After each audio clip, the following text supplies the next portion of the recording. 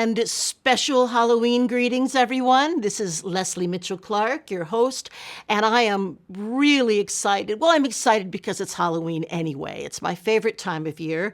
And in keeping with our tradition of spookiness at Halloween, our special guest is my dear friend Laurie Jacobson, talking to us directly from the gorgeous wine country. I know it is so beautiful there.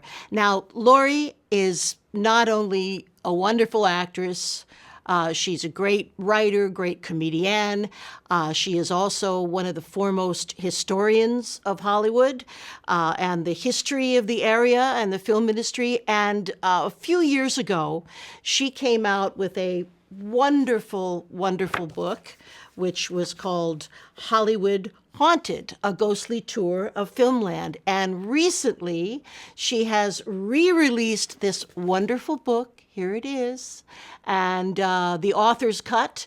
And Laurie has included more stories, more cool stuff, more, I think there are more photographs in it, if I'm not mistaken. It's just absolutely fantastic. So I urge everybody to go out and get this. I'm sure, is it available on Amazon, Laurie, like that? Absolutely. All right. So wherever you Amazon and other good places, yeah. All right. So without further ado, and for our special Hollywood show, it is my great pleasure to welcome my dear friend Laurie Jacobson. Laurie, how are you? I hear the applause. I'm great. Thank you. Yay! She Maybe I is should right. drop some in. I should do a little laugh track and a little applause track. I hadn't thought of that, but it's not a bad idea. But giving people who are online the experience of actual cheesy television. There you go. The They old may, days. they may love it. Who knows? But I'm so glad that you have come to visit us because I'm telling you, rereading this book, I had a chance to not only re-experience some of the things that you had mentioned, but all of the new content. And before I go any further with my probe, I wonder if you would like to talk about maybe one of your most favorite tales from this current book. Hmm.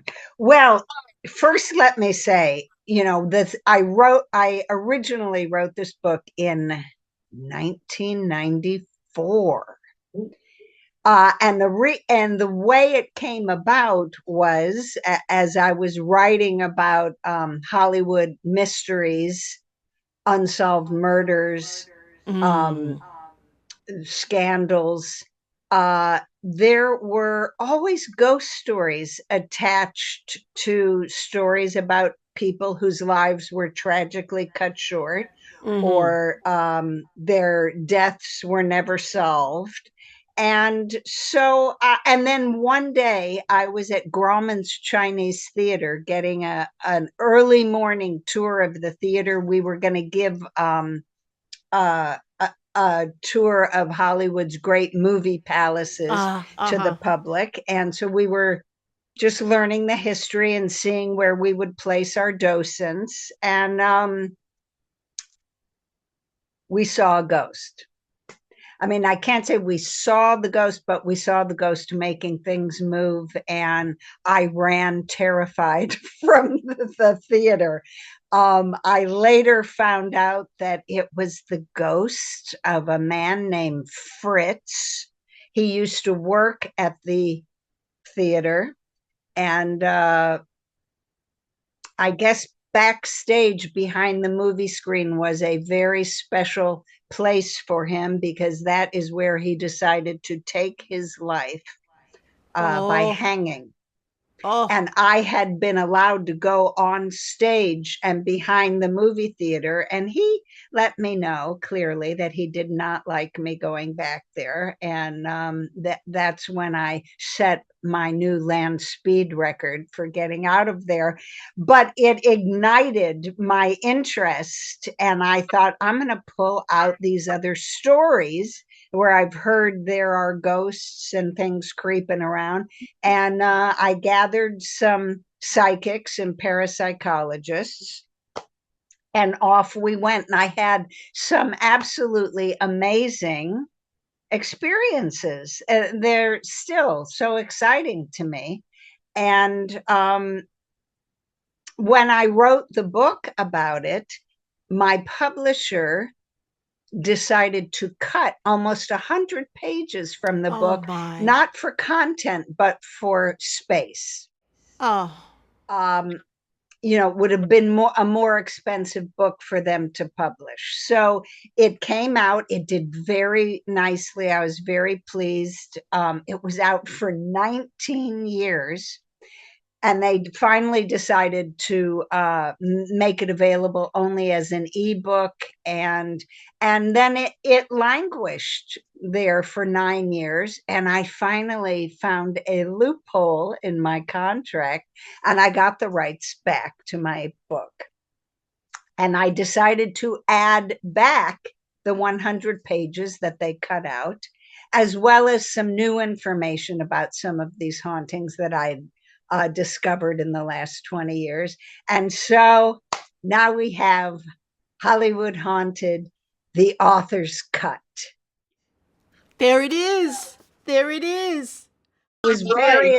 I was very excited to put back in uh, a lot of the research that we had done. So now you ask me my favorite story, and well, there I have a few, and I'll get to them. But one of the longest stories that I added back was what happened to Elke Summer and her husband, writer Joe Himes. That was the first thing on my list to ask you. Out of What? all the things, I have it right here. Elke Summer, Joe Hyams. And okay. It's a very famous, I think, ghost story in Yes. Hollywood. Yes. And because Joe Himes wrote about it, it was in Life, Look magazine, Mm-hmm. and they talked about it extensively. And I was so dismayed when they decided to cut it from the book. But Elke, who I believe is still with us, Yes. Joe is not, but Elke is still with us. And she talked about this a lot. She was a lovely German actress, blonde bombshell. Mm-hmm. And she and her fairly new husband moved into this beautiful home in one of the canyons of Beverly Hills. And they quickly discovered that there was something strange about the house. Mm. So they would be in their bedroom, and directly underneath their bedroom was the dining room. And when they were trying to fall asleep, they would hear like a party going on in the dining room, the chairs being pulled back from the table, people walking, people talking, and they're, what the heck is going on? And they'd go downstairs, dead quiet, and nothing out of place, no chairs pulled back, no things touched. And this Mm-hmm. went on night after night. And then people that were invited over to the house began seeing an older, kind of unkempt man in the house. Um, Oh. and windows would fly open, doors would fly open. Um, People would be sitting with Elke, and they'd suddenly say, "Well, aren't you going to introduce me to that man standing over there?" And Elke never saw the man, but other people in the house did. Wow. They had a Wow. house sitter in the house while they were in Europe, and she was utterly terrified by the Mm-hmm. noises she heard, by the walking, by the knocking at the bedroom door. And she called the cab and said, I'm out of here. And Yeah. she's throwing things in her overnight bag. And the cab driver is waiting outside, and she was too afraid to come downstairs by herself. And finally, she leaned out the window and called him into the house. And she said, "Why didn't you come and ring the bell?" And he said, "Well, I saw a man looking out the window at me, and I thought Oh, that was who called the cab." So all these things were going on, and they brought psychics in and parapsychologists, and what should we do? And the advice they were given was to remodel in the dining room. And that's advice that I heard a lot when I was writing the book, that spirits like to see the house remain as it was when they had yes, something to do with the house. And yes, by changing that room, you may make the ghost go away. I mean, living people hate remodeling. It's noisy, it's messy, so ghosts hate it too. So they redid the dining room completely, painted it, wallpapered it, new furniture, new lighting fixtures. And so they're in their bed one night, and they hear noise downstairs like they always do. I mean, they taped yeah, the noises. I yeah. don't believe they set up cameras, but it was quite some time ago, and that would have been Hmm. more complicated in there. Indeed, yes, yeah. And suddenly, the dog, little dog, is barking at the bedroom door, and someone is pounding on the bedroom door. And now they're really freaked out because that hadn't happened to them before. And Joe Yeah. opens the door, and the little dog runs down, and he smells smoke, and the dining room is in flames. And they weren't sure how far it had spread in the house. So they're on the second floor, but the roof line allowed them to slide down almost a full story and then jump down. And they ran in the back door and grabbed their dog and just ran away. So, long story short, the fire is investigated, and it seems to have broken out in the middle of the dining room table. And the dining room was the only thing that burned. And I mean, Hmm. it was toast. The wallpaper Wow. was gone, the paint was gone, the furniture was gone, the new lighting fixtures were on the floor, burnt to a crisp.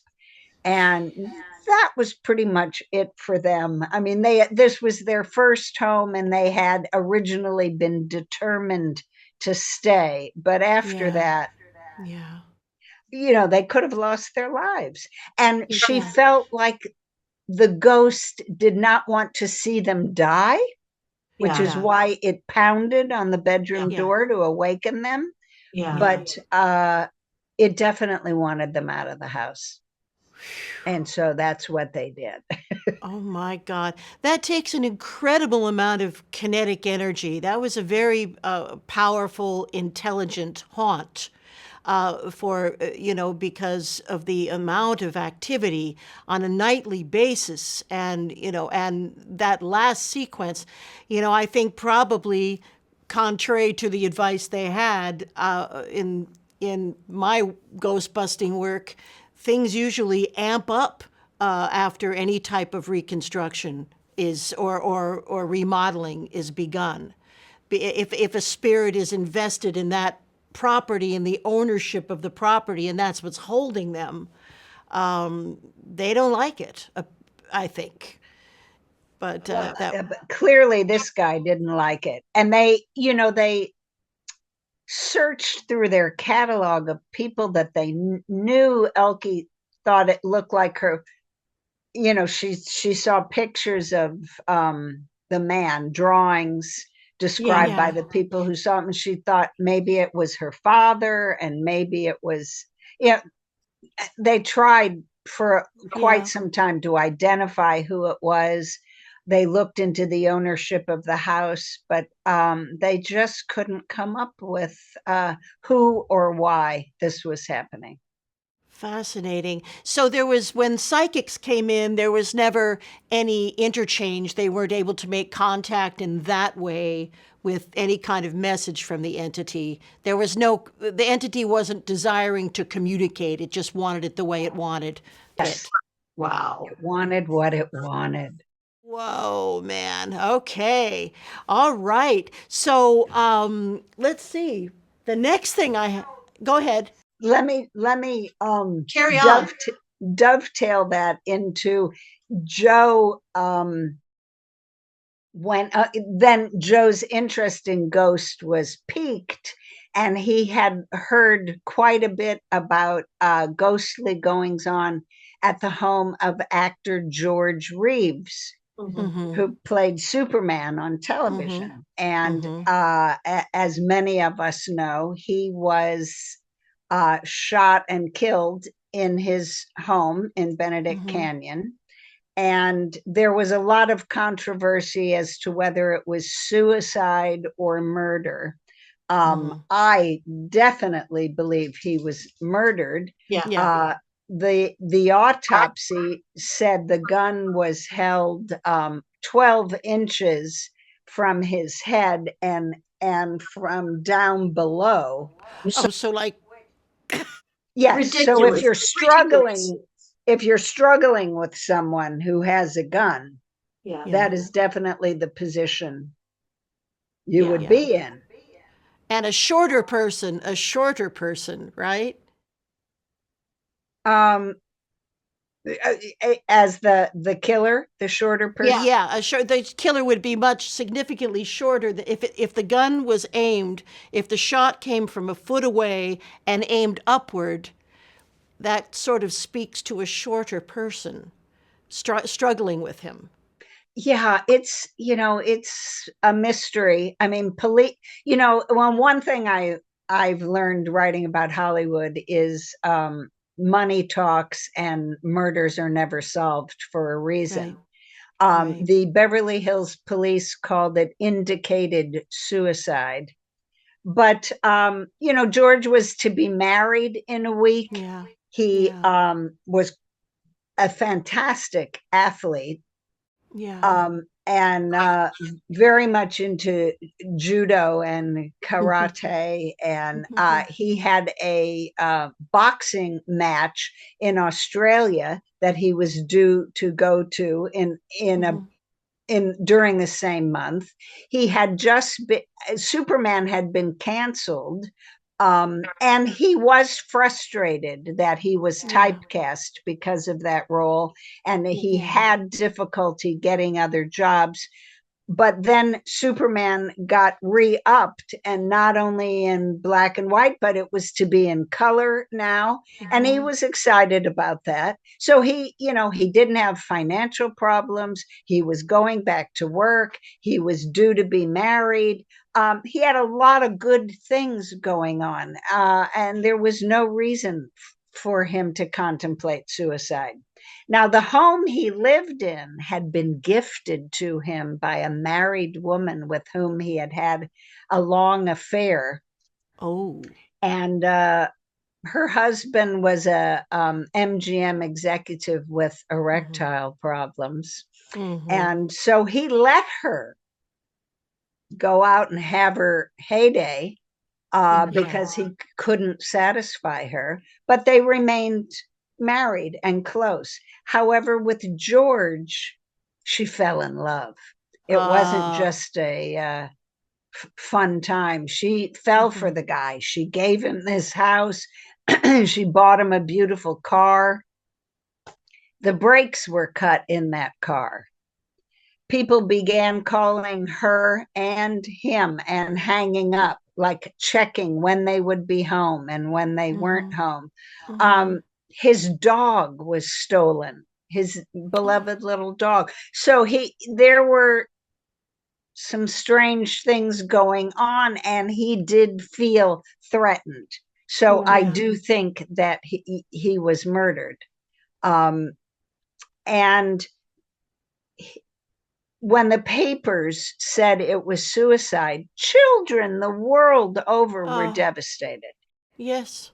And Yes. also they didn't understand because No. bullets bounced off their hero. How could this Yeah. happen? And a lot of kids went into therapy because of this. Yeah. Parents didn't Yeah. really know how to explain it to their kids. No. And the person most upset by this was George Reeves, who adored his fans, who made Yeah.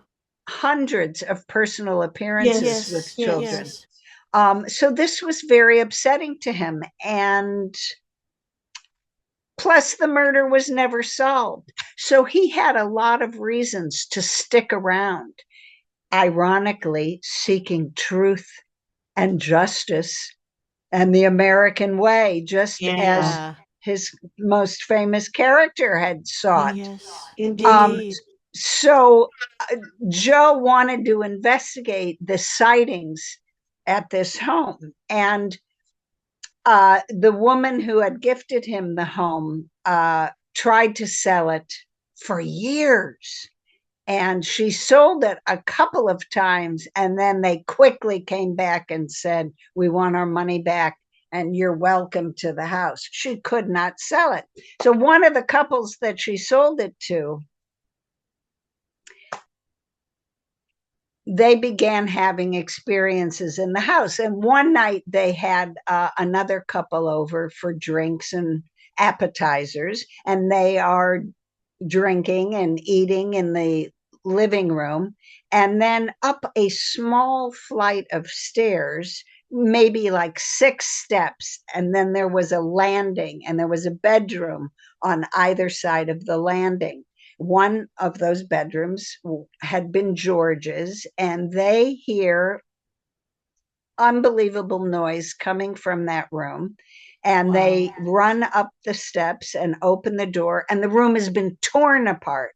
The mattress is over there, the box springs is over there, the drawers have been emptied, and they're kind of speechless. And the guests didn't know what to say. Well, they helped them put the room back together, and when they went back downstairs, their drinks and appetizers had been moved to the kitchen. Like, get out, Get out. which the guests promptly did. Yeah. And this happened on a few other occasions with the owners of the house, hearing noises from George's bedroom and going in to find the room taken apart. Mm-hmm. And this was in the middle of the night, or 1 o'clock, 2 o'clock, and they got up because of the noise and the dogs barking at the door. And they went down to the living room, and there, up on the landing, they saw George in his Superman outfit, Wow. holding a gun, a Luger, which was the type of gun he had been shot with. And they were out of the house in an hour, never to return. Wow. Wow. And and neighbors report, and when the house stood empty, neighbors reported seeing a light on in that bedroom, and no one was in the house. So it was pretty scary. Now, I had the marvelous opportunity of getting into that house. My friend Catherine Lee Scott, who starred in Dark Shadows. Yes. Yeah, she's a doll. Is she Canadian? She's Canadian, isn't she? Kathy Lee Scott. I think she's Canadian. Anyway, carry on. Well, she lived across the street, and she was friendly with the people who lived in the house, and they had no activity in the house. And many people knocked on their door constantly. Can we come in? Can we view the house? Yeah. Then they were making that movie Hollywoodland, Yes. George's Story, and they wanted to use the house, and they said no to all comers. They had a reverence for George Reeves, and they respected who he was and the life he led. And I think that quieted George's spirit. Yeah. Having that respect and the busybodies kept away and the sensationalists kept away. And then the movie Hollywoodland came out, and it dealt with the subject in a very respectful way. It certainly did. And it cast doubt on the suicide theory. Yeah. And that's all he ever wanted. Yeah. And I think that was since they weren't going to reopen the case. Yeah. I think his spirit thought, this is the best I'm going to get. Yeah. And so when I was there with Dr. Barry Taff, who I think you've had on your. Oh, yes. I love Barry. Yeah. We felt absolutely nothing in the house. Yeah. We felt that his spirit was completely gone. It was really interesting to see the house, because all the reports of George up in the upstairs bedroom, I thought was going to be a full flight of stairs. It looks like a big 2-story house. I was really surprised it was just 6 steps up. Oh. And George had shot off a gun in the house. I don't know why. Yeah. But we saw bullet holes, and we saw the bullet holes in the floor in the bedroom, which I'm assuming occurred during the battle for the gun. But we felt no spirit present. And I was happy about that, because I felt like he had found He'd peace. moved on. Oh, bless his heart. Well, I think, yes, as you said, Hollywoodland was very respectful telling of, that part of his life. And of course, the performances, Ben Affleck was marvelous. Diane Lane was incredible. And remember Bob Hoskins as the MGM producer that she's married to. So what a cast. Now, I don't know if there is any actual evidence for this, but I read an article not all that long ago that posited that George Reeves had a first wife who was not only psychotic, but she had been hospitalized. I mean, severely hospitalized at Camarillo State Hospital, whatever, and that she had been released and shortly before his passing. But I think at that time, no one even understood what a stalker was and how obsessive people can become and how it can escalate to violence. I doubt if any district attorney could have proved that, frankly, at that time, with the lack of awareness about how people behave. But there seems to be some evidence that this psychotic woman showed up at his house early in the morning and committed this crime. Wow, that's fascinating. Yeah. Now there were several people in the living room at the time he was shot. Yeah. One was the woman he was engaged to, Lenore Lemon, Yeah. and she was never heard from again. Yeah. Whatever happened, see, I think she got a sum of money, and she left Los Angeles, and she was never heard from again. Yeah. And the neighbors that were over, they were drinking pretty heavily, and nobody ever. I mean, some people say there was a ladder up against the side of the house that led to the bedroom window. So, did someone come up the ladder and then quickly run down the ladder? Were these people paid off? I'm sure Lenore Lemon was. She was a real loudmouth, a real rabble rouser. She'd been 86th from a couple of nightclubs in New York for starting fights, and she loved the attention of being with George Reeves. And that made the woman he was having the affair with pretty upset for Sure. all this time and all these gifts. He was going to marry some cheap floozy, Yeah. So there were, and then the husband of the woman, Yeah. so there were a lot of um Suspects. suggestions. Yeah. Suggestions. That's the Yeah. word I'm looking Yeah. for. Yes, Yeah. but suicide, just not. Never. Never. That never happened. But oh my goodness, what a well, Laurie, I would love to have you talk about Ciro's, It if you would Oh, wouldn't my mind. And I just want to say, for one thing, I mentioned that you were did wonderful stand up. You studied with Harvey Lembeck, and at the same time, I was at the Groundlings, and you were doing stand up. And there was a room called the Belly Room that featured female comics, and and I never wanted to perform there because it gave me the creeps. The Belly Room did. There were cold spots. I couldn't be funny there. So I usually did my little thing at the Improv. Now Bud Friedman was just as scary as any ghost, but for some reason I preferred that. I don't know. But tell us a little bit about Ciro's and about the history and some of your experiences there. well, Ciro's was the most glamorous nightclub on the Sunset Strip in the uh, late 30s, early 40s.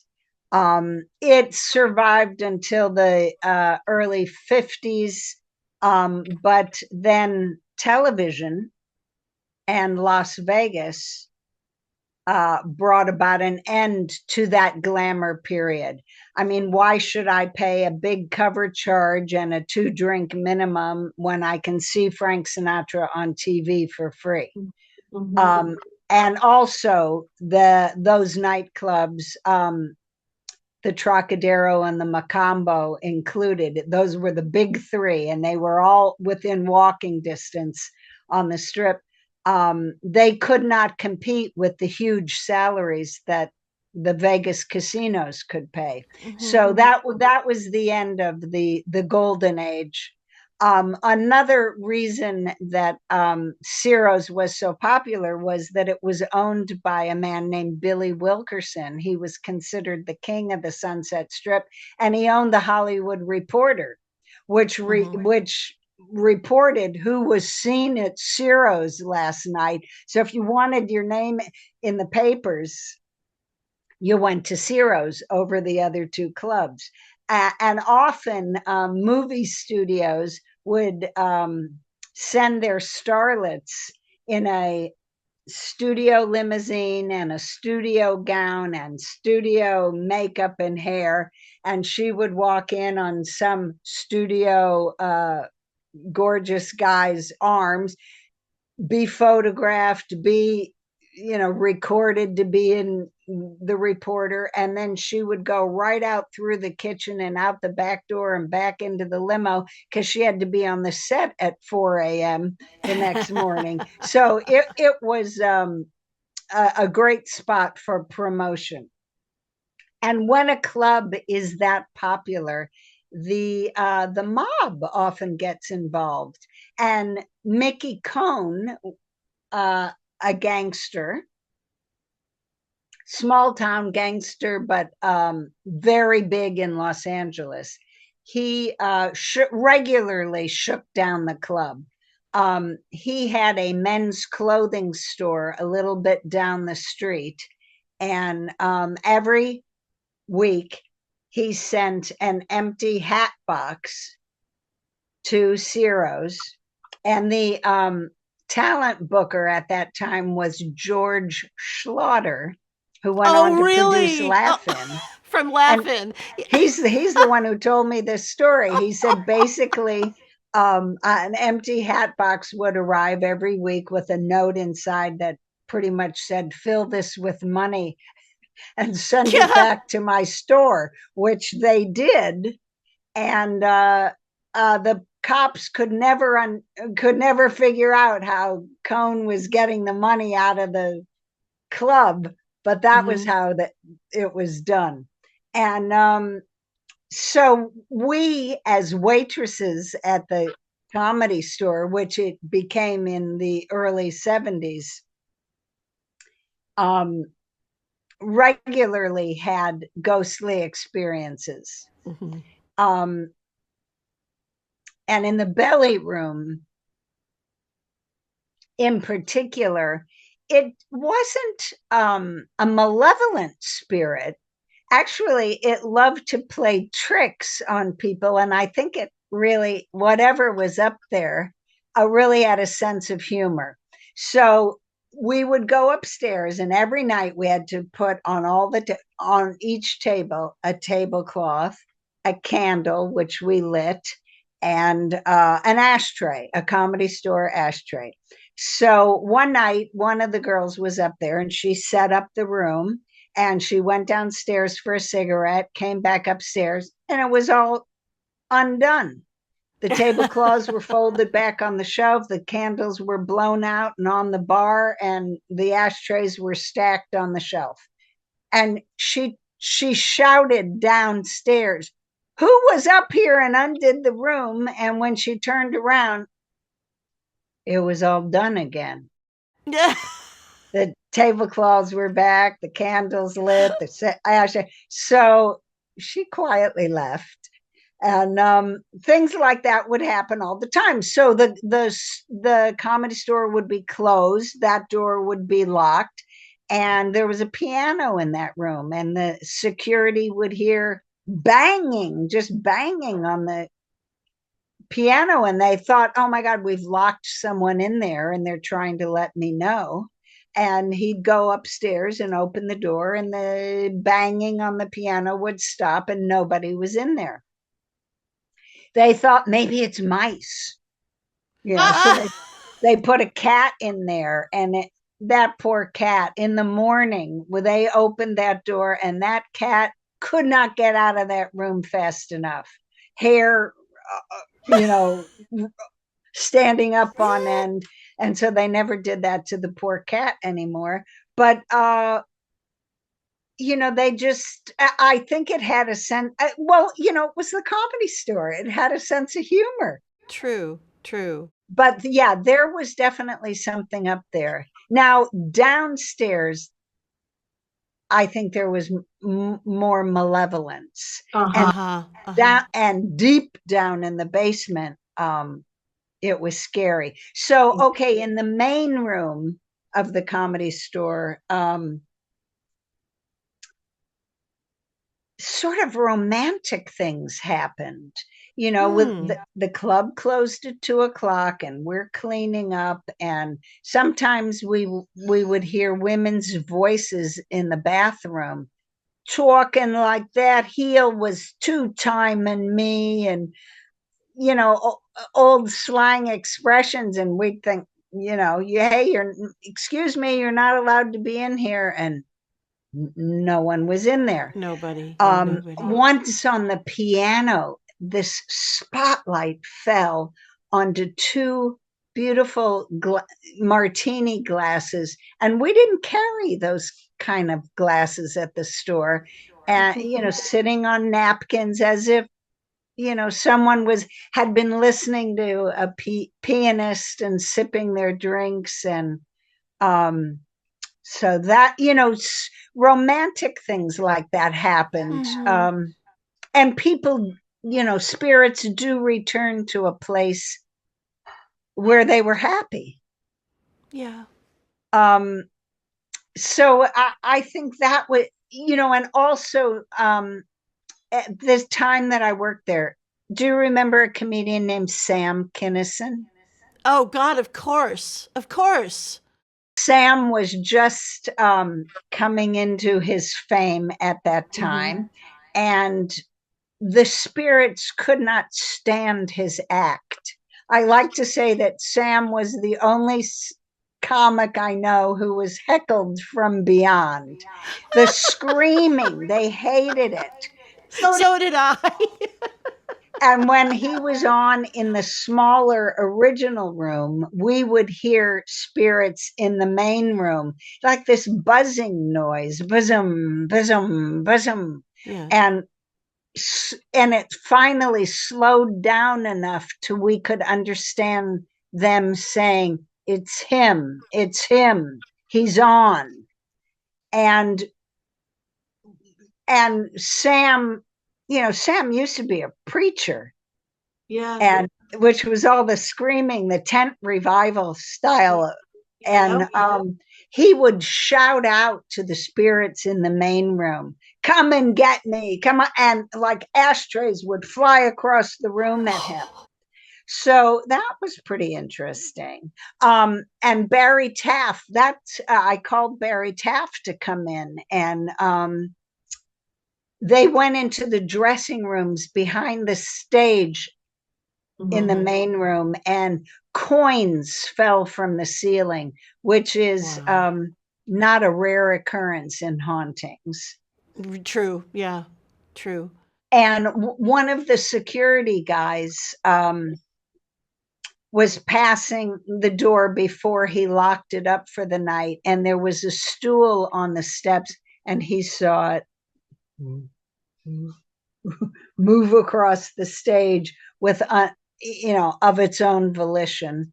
And someone had turned the stage lights on, and the switch for that was at the back wall of the stage. So now the security guy had to walk to the back of the stage to turn off the lights. And he flipped the switch and he turned around, and like 45 chairs were suddenly in a huge pile on the stage. It took 30 seconds for him to walk to the back of the stage and turn off the light. Yeah. He heard no noise, and then he turned around, and this mountain of stairs was on the stage. So, made him very uneasy. Yeah. And then he is locking up the door to the outside at the end of a long hallway, and they chained those doors, and something outside was trying to get in and pulling on the doors, but they were chained, so it couldn't open the doors. And with that, this metal grate, like the kind you see on a freight elevator, went across the entryway to the basement of the Comedy Store. And something started pushing on that grate harder and harder, and it was pushing out into the hallway. And he thought the whole thing was going to rip out of the wall, and it suddenly snapped back, vibrating, and this 7-foot blacker than black shadow was now standing in front of Blake Clark. That was the security guy. It was standing in front of Blake, making a horrible noise, and he was with a bartender, and they just couldn't run fast enough away from this thing, and they ran outside and locked the doors. Now, cut to a couple of weeks later, the owner of the Comedy Store, Mitzi Shore, Paulie's mom, she asked Blake to go to the basement to get something, and he was like, I'm not going down there. I saw something down there, and I'm not going down there. And she said, take some friends, but I need these supplies. So he goes down with 2 other comics. And they're no sooner down there than one of the comics is holding his hands up in front of him, screaming, no, stay away. And he later said that a black puff of smoke was coming from a corner and getting larger and larger, and taking on the odd shape of shoulders and a head.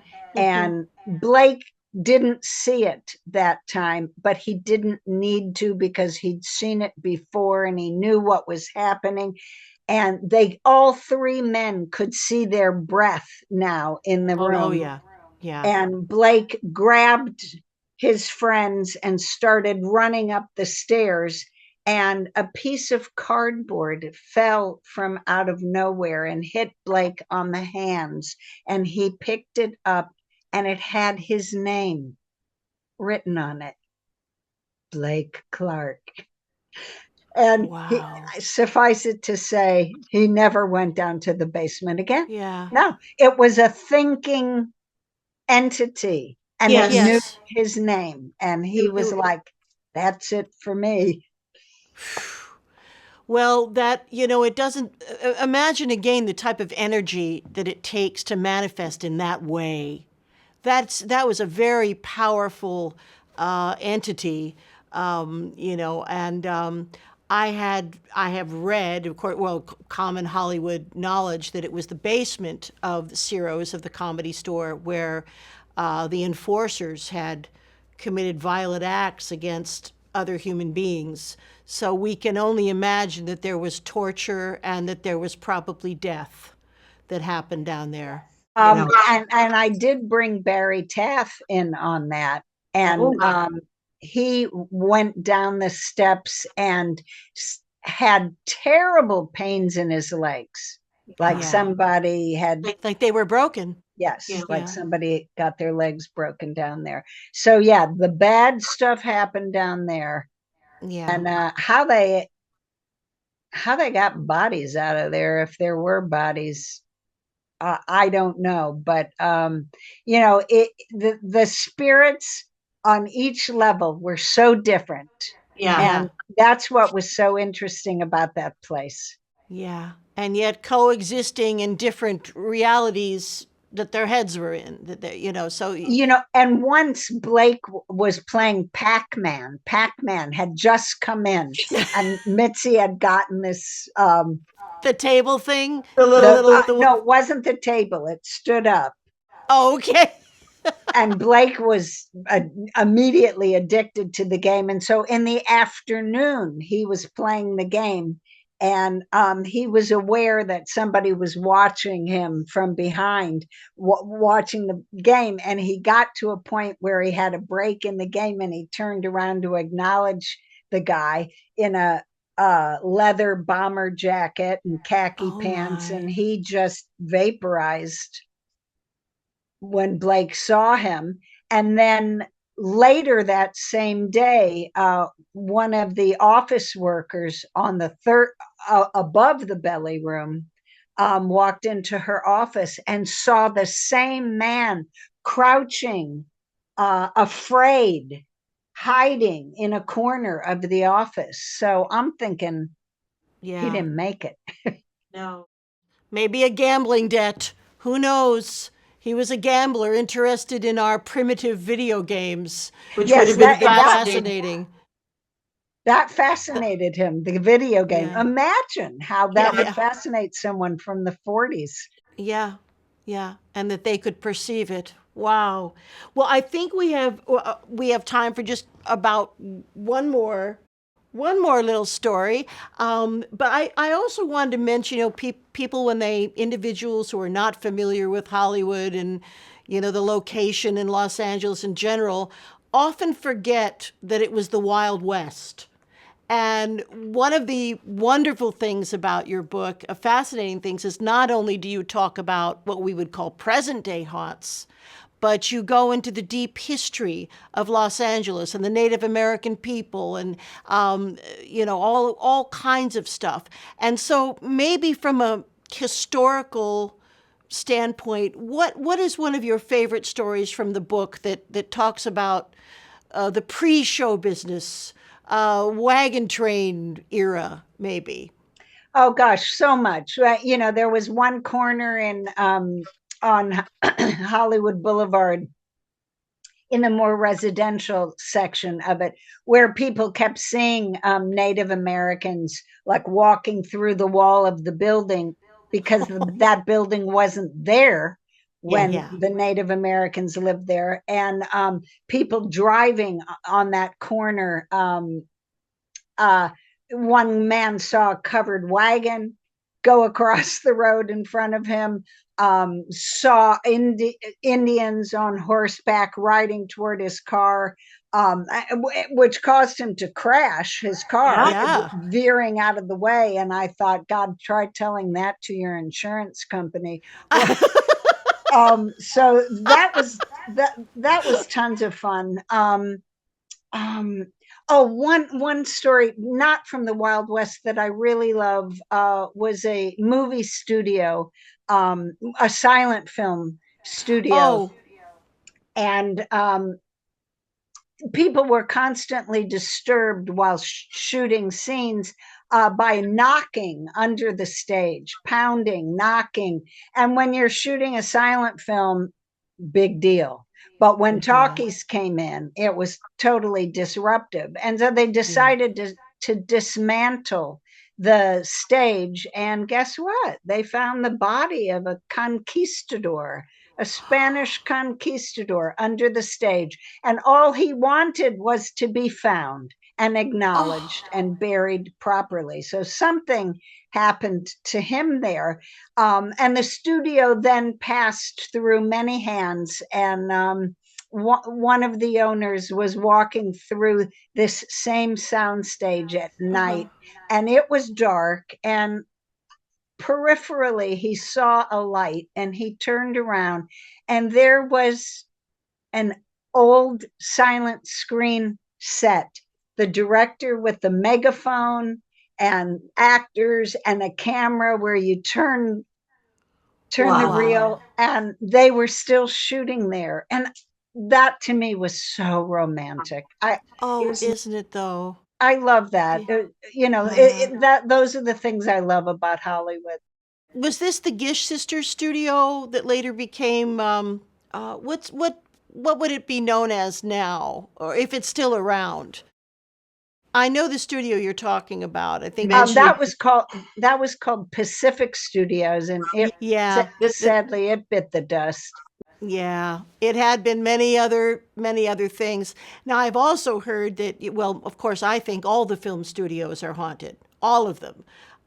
And as a tour guide at Universal Studios for 4 years, I saw and experienced an awful lot of stuff on the back lot and also in some of the stages.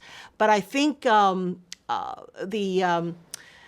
the studio that was built by Charlie Chaplin that became, Herb Alpert's studio. I've heard a lot of things about that place. That studio is apparently quite active And still. back in the day, people held their jobs for 40 years. You met yeah. your Yeah, wife there, you met your husband there, you brought your kids in to work there when they were old enough. That it was a family. Yeah. And yeah, there was tremendous loyalty yep, to the studios. So people still see guards walking their beat, yeah, late at night, making sure everything's okay. And that mm-hmm, is for me the romance of Hollywood. yeah, They see people in costumes, that Hmm. aren't there, going yeah, off to sound stages to continue working. And um not all ghosts are scary, but I do have some pretty scary stories in there, and lots of photos, as you mentioned, of oh those yes, early days. indeed. And we didn't get a chance really to talk about Sharon Tate and that, horrific incident and that house and the, things that people have seen and experienced. But there are still spirits that have not. Jay Sebring, I don't think, has ever crossed over. He's still seen, as far as I know, occasionally at the Sharon Tate murder house, which I believe it's gone now, Laurie. Wasn't it finally torn down? Yes, yes, and another house was built there, and